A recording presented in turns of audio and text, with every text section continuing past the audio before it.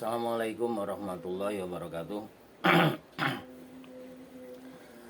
Saya cuma ingin berbagi tentang pengetahuan, yaitu tentang agama Islam, terutama tentang rukun Islamnya. Entah itu nanti akan melebar kemana-mana tentang rukun Islam atau yang lainnya. Jadi pemahaman Islam sendiri selama ini masih mengacu pada itu sesuai dengan perintah Nabi, ya, sesuai dengan hadis Nabi. Oke, tidak bisa disalahkan, sudah benar. Oke, sesuai perintah Nabi, kita ikuti itu. Tapi kan ada pokoknya atau akar masalahnya itu sebetulnya semua rukun Islam itu kan untuk kepentingan manusia. Jadi Allah atau Tuhan itu nggak punya kepentingan apapun yang telah dilakukan pada rukun Islam tadi. Nggak ada untungnya gitu loh. Allah itu nggak ada untungnya. Jadi kan rukun Islam dimulai dengan syahadat, kemudian sholat, zakat, puasa, baru haji. Oke. Nah, dari kelima tadi yang harus dilakukan oleh umat Islam tadi itu nggak ada keuntungan buat Allah. Kamu lakukan silakan, nggak kamu lakukan yo semuanya ada resikonya. Dilakukan akan ada keuntungan ini, kalau nggak dilakukan resikonya seperti ini. Itu saja, cuman untung dan rugi saja pada manusia, bukan pada Allah sebetulnya itu. Jadi saya sendiri bukan seorang ulama, saya sendiri bukan jebolan pondok. Saya cuman ya seorang pekerja biasa sehari-hari. Pernah jual gorengan juga, pernah tukang sablon, seperti itu. Jadi kita mulai dengan syahadat. Syahadat adalah komitmen kita dengan Allah dan Rasul. Oke, itu. Kemudian ada komitmen apa sebetulnya sih?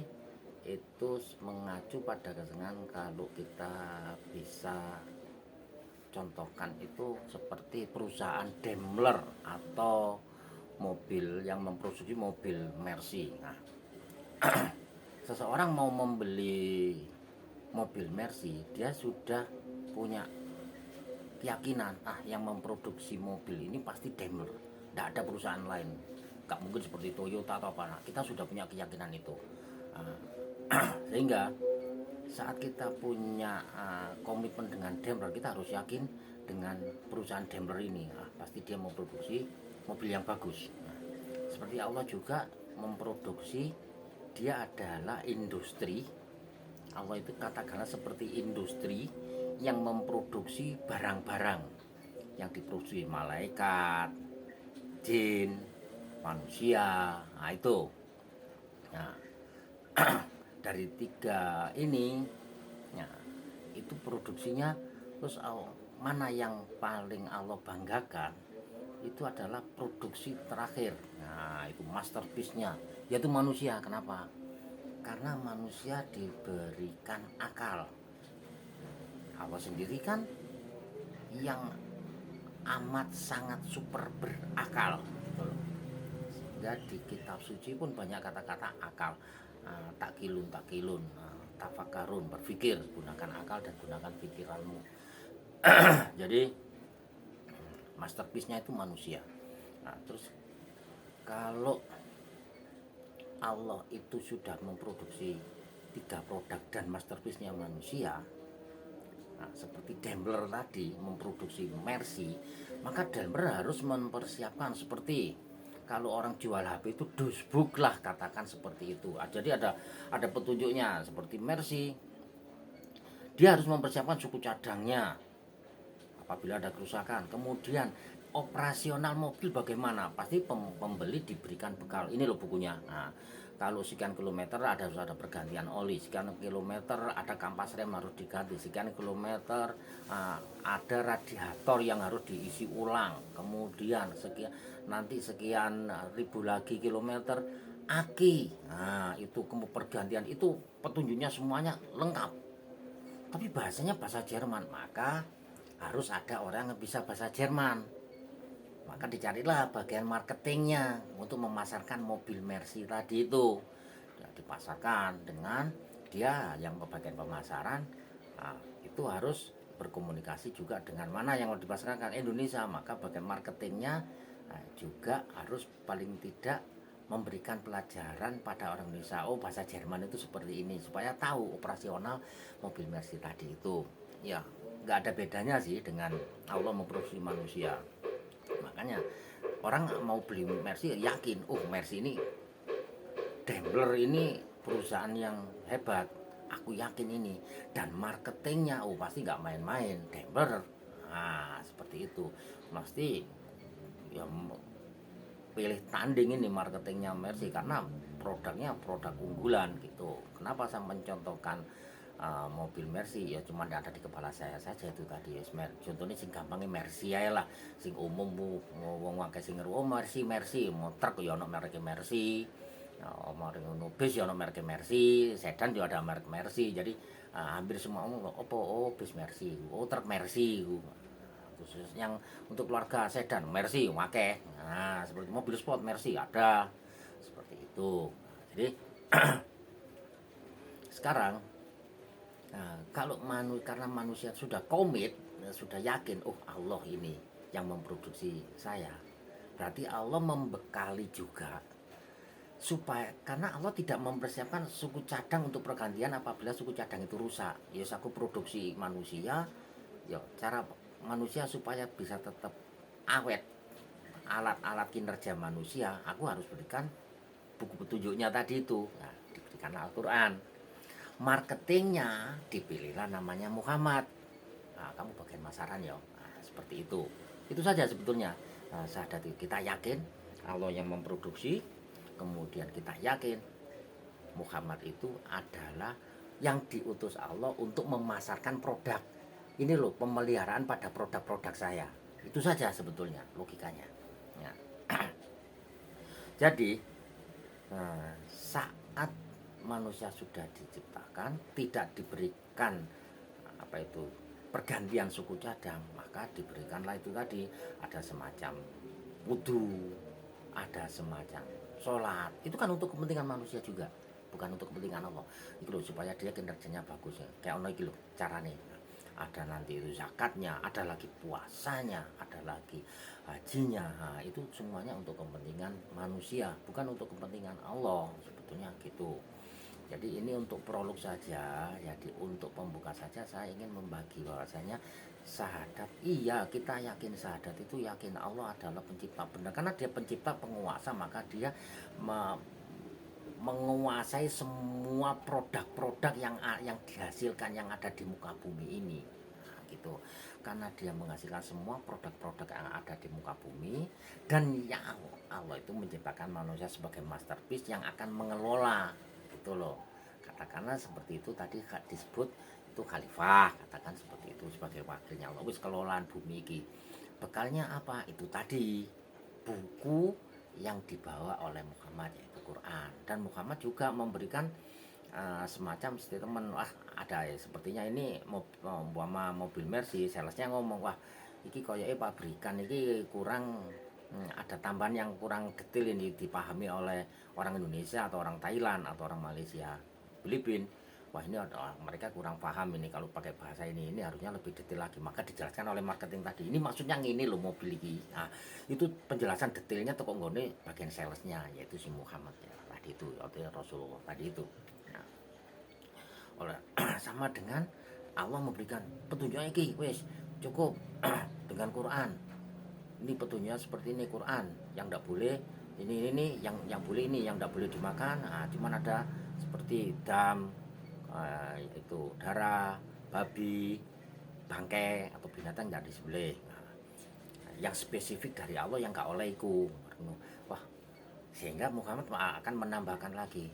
Kalau ono sing kurang iki dari kitab-kitab lama juga ada yang nggak boleh sebetulnya atau kok nggone sales-sales dulu saya yang dulu itu yang juga suruh Allah sebagai salesnya itu ada yang nggak boleh yang mempengaruhi nanti akan merusak kinerja tubuh manusia itu sendiri, akan mempengaruhi walaupun tidak secara cepat lambat laun akan mempengaruhi kinerja pada tubuh manusia tadi itu, sehingga dia aktivitasnya untuk beribadah pada Allah, katakan beribadah ya, sebetulnya itu adalah saat dia aktivitas sebetulnya sih. Jadi saat dia aktivitas untuk kehidupannya dia sendiri, untuk membangun dirinya itu, kalau dia sudah sesuai dengan yang dilakukan, sesuai dengan dosbuk, dia akan dapat keuntungan. Itu sudah pasti. Karena apa? Sama dengan Daimler mengeluarkan ikhlas aturan yang kamu gunakan mobil saya seperti petunjuk pada buku yang diberikan oleh Daimler. Ini Mercy, jenisnya untuk base, ini buku operasionalnya. Kalau ngikuti buku petunjuk itu, tidak digawe akal-akalan dewe, sesuai petunjuk itu. Dan ada juga yang diomong no karo bagian sales, mas engko nek anu ngene iki kurang iki lho mas, nah, kau tambahno iki yo iku, kita percaya pada salesnya, karena sales sudah dipercaya oleh bagian perusahaan tadi, yaitu oleh Daimler. Seperti kita percaya pada Rasulullah, karena Rasulullah sudah dipercaya sama bagian produksinya, bagian pabrikannya, yaitu Allah yang mempunyai pabrik tadi itu. Sehingga kita yakin, oh ya iki dipercaya, ya wis ya apa mas enake mas, nah, seperti itu. Wis iki apa iki operasional, iki kok nek oli ini sakmene iki kok kudu ganti lho mas yo, iki sono petunjuk iki wis lengkap iki yo, paling ono tambah-tambahan iku koyo ban iki mas, bane iki karena bebane sakmene iki maksimal muatannya sakmene lho mas.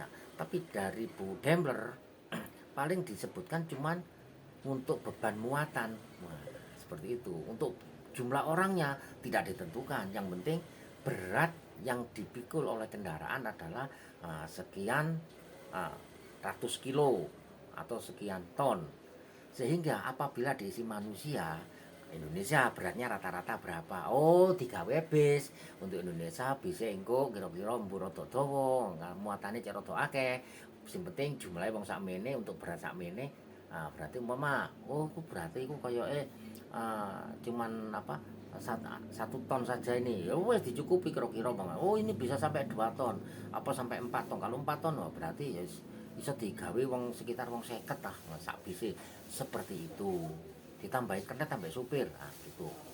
Jadi yang spesifiknya itu saat sampai itu ya Muhammad ngomong, waduh aja sing penting iki barang iki dimoti sakmene ton, ngono Muhammad ngomong. Lah saiki bangsamu seperti orang Indonesia. Orang Indonesia itu berarti piro rata-rata sakmene, beda dengan orang Eropa. Orang Eropa mungkin dimuati cuma 20 orang. Oh, wis miek selawe wong wis miek-miek, karena berat orang Amerika jelas luwih abot, wong luwih dhukur, luwih gede. Orang Asia luwih cilik.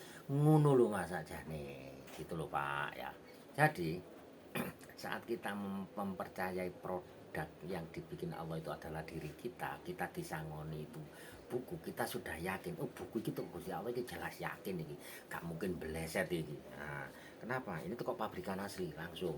Nah, kalau pabrikan bikin jelas sesuai dengan yang diinginkan oleh pabrikan itu. Oh manusia ini karena nanti itu akan banyak polusi, maka dia harus tak kayak sekarang buku yang super, bisa menanggulangi ini, bisa mencegah seperti ini. Rasul kemudian bagian marketingnya atau Rasulullah itu juga membekali ini. Oh, karena pingin iki karena ini zaman akan berubah, banyak entah itu banyak polusi kah atau apa.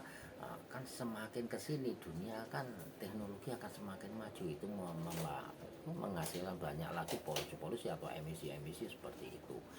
Ngono sajane penjelasannya itu. Jadi ya kita yakin ya, kita yakin Allah adalah zat yang membiayai, kita yakin dong dia yang memproduksi kita, ya yakin, harus yakin itu. Karena apa? Bukan kita membeli barangnya Allah, kita sendiri adalah produknya. Ini loh, apa jadi produknya yang harus mengikuti aturan buku dari Rasulullah. Syahadat itu saja nih ngono ya.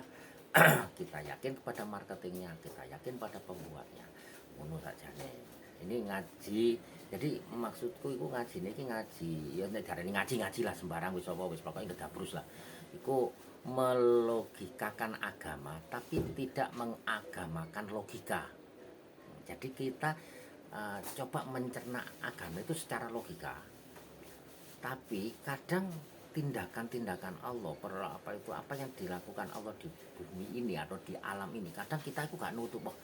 Wah itu kita malah menyerah akal itu gak nutut itu. Iki jadi kekuasaannya Allah. Tapi lama kelamaan itu akan dulu, opo kok sampai ono api di dalam air. Oh, diselidiki. Manusia diberikan tadi akal dan pikiran. Kamu harus pikir, harus berakal seperti itu. Oh, opo kok sampai ono laut sampai beda tapi terpisah itu nggak mau nyambung. Kenapa sampai ada air terjun? Mungkin ya dulu-dulu ya, waduh, kok iso ya wis kekuasaan Allah lah. Tapi semakin ke sini, oh itu terjadinya air terjun itu karena ada rongga di sini akan terjadi seperti itu. Saiki bisa diteliti. Kalau dulu ya mustahil, semuanya serba mistik gitu loh.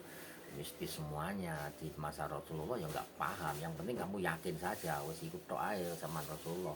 Bahasanya Rasulullah, oh akan ada eh, laut yang tidak boleh diminum manusia, airnya danau tidak boleh, itu seperti itu. Rasulullah tahu seperti itu kan, apa dibekali kan kalau oleh perusahaan sales tadi, dibekali oleh pabrikan tadi, oleh pembuat pabriknya, oleh manajernya pabrik, si pemilik pabrik.